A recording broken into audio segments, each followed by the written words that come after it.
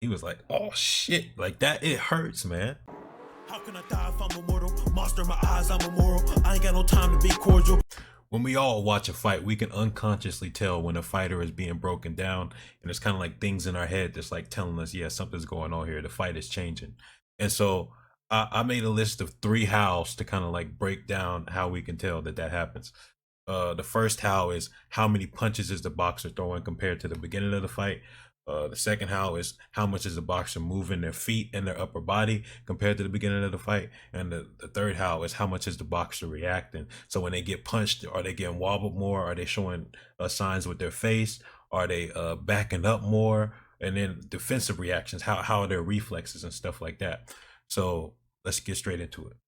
The ERROL Spence versus Ugas fight, the full thing is on YouTube, so you can go watch it yourself. But even if you just scroll through the fight, you see like a big change in positioning. Oftentimes, the change in position of the fighters tells you a lot about the change in momentum of the fight.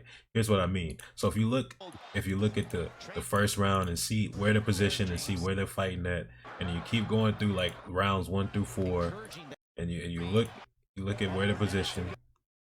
Hold up. The more the fight goes on, the more the fight is going to look like that. Basically, the more the fight is going to look like ERROL Spence on the inside. Especially in round 5, you start seeing that change. It's not just the fact that the fight goes from mid-range to the inside, glove to glove, head to head. It's also, look at Ugas's output. How much is the boxer throwing? Look how, in the beginning, he was trading shots and trading jabs and trading hooks with ERROL Spence. But then, by the end, he had almost no punches that he was throwing, right? So now we get into the last how. How are they reacting? I'll show you 2 uppercuts towards the beginning of the middle of the fight, and then 2 uppercuts towards the end of the fight. And look how Ugas reacts to both. To stop your Dennis Ugas. Oh my goodness. That one like caught him as he was ducking, but he looks mostly fine. Another one. Well, which is why it's a good shot, but he's eating them. Now look at this reaction. For a 37% connect percentage. And an uppercut. Ugas. Body language. He starts shelling up. He starts backing up.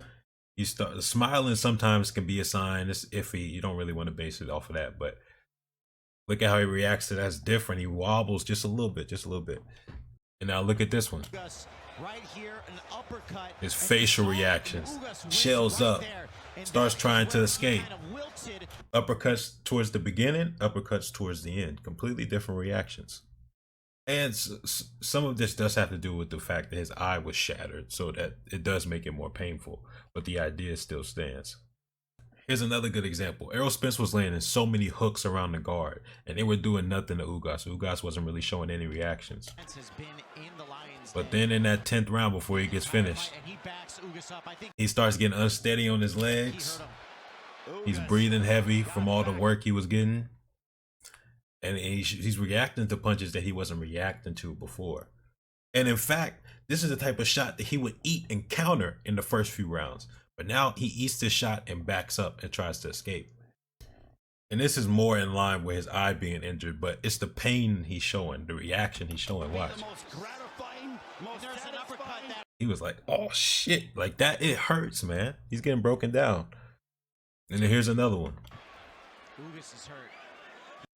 He didn't even get punched, but it's the idea that he's in fight or flight mode.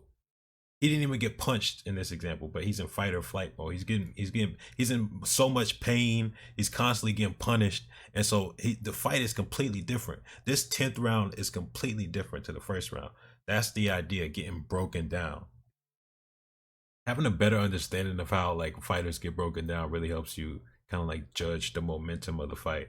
And this is important because I made my video on Bud, now I made my video on Spence, and like both of those videos are going to play a factor in the fight. And so you got to be able to tell what's going on as far as how the fight's changing. But yeah, Immortality Serum out. More to come soon. Immortality Serum is the faction. Plenty entertainment if you asking. Game of commentary and reactions. There ain't no faking, neither is the capping. It just goes lights, camera, action. Let's go.